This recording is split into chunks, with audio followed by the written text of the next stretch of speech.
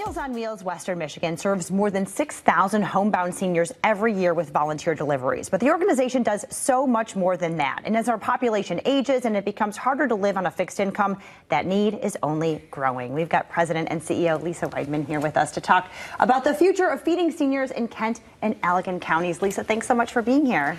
Oh, it's a pleasure to be here, Michelle. Thank you for the opportunity. Absolutely. Okay, so, people know, the delivered meals, volunteers, things like that. But talk a little bit more about the scope of what Meals on Wheels is. Most people don't realize everything that we do. You know this. But we really are about nourishing seniors and making sure that they're safe, giving them an opportunity to engage. So we do that through three main programs. We have our senior pantry.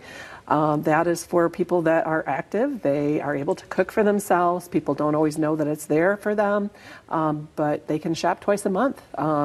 We try to keep fresh fruits and vegetables on the shelves, and as well as other staples, dairy foods, things like that. Okay. So then we have our dining sites. Again, people who can get out, they can get to one of our 14 dining sites, which there's a number of them, and have a nice nourishing lunch, but also the ability to just engage with each other. So, they might come in just for fellowship. They may play games, an exercise class. There's so many different opportunities at our dining sites. And really the goal is to prevent isolation, right? And that downward spiral that happens with isolation. Absolutely. And then, of course, our Meals on Wheels program, which most people know us the most for, but they don't always know everything that goes on in that program. So for Meals on Wheels, somebody does need to be homebound and generally unable to prepare a nice balanced meal for themselves. It is not income-based, which some people believe that's the case.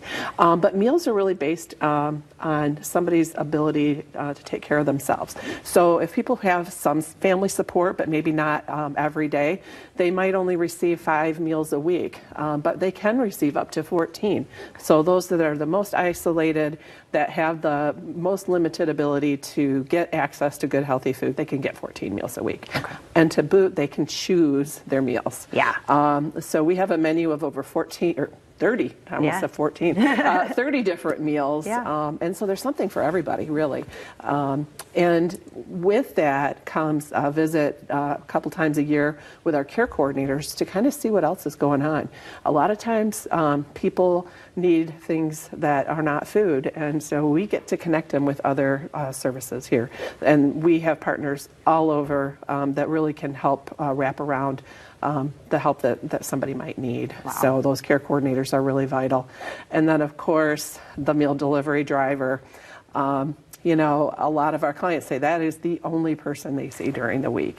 And that is so incredibly important that somebody is checking on our seniors.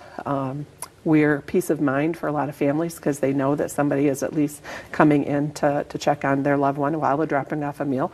They develop friendships. It's just a really important piece of what we do, that friendly driver dropping off meals. So. Yeah, and let's emphasize that. Sometimes this is the only person the senior sees all week long. Yep. And you are run by volunteers. These are all volunteers. They're super dedicated. Talk about the need and really what people get from being a delivery driver. Delivery drivers, they're a very special link for our seniors, and our drivers actually say that they get just as much out of the experience than our seniors do. Being the only person they see during the week, I can't even describe it, but our drivers do say that it's some of the most meaningful work that they've ever done. Yeah. And you're always looking for more. Always looking for more, especially this time of year, because a lot of our drivers are older themselves and they go warm places That's right. for a few months. And so we're trying to really fill that gap right now. So we always need additional drivers for the winter months. And so that's a really important gap that we are trying to fill right now. Okay, so talk about what you need to be a driver and the time commitment, things like that. Yeah, so we make it really easy. You can sign up online, and then our fabulous volunteer team will get you connected.